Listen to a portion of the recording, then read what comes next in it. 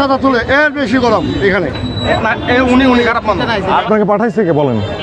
নরসিংদীর সদর সার্কেলের অতিরিক্ত পুলিশ সুপার মোহাম্মদ আনোয়ার হোসেন শামীম সরকারি রাস্তায় চাঁদাবাজি ও হয়রানি বন্ধে তার দৃঢ় অবস্থানের জন্য সাধারণ মানুষের কাছে ব্যাপকভাবে প্রশংসিত হচ্ছেন। তার নেওয়া সাহসী পদক্ষেপগুলো স্থানীয় পর্যায়ে আলোচনার প্রধান বিষয় হয়ে দাঁড়িয়েছে।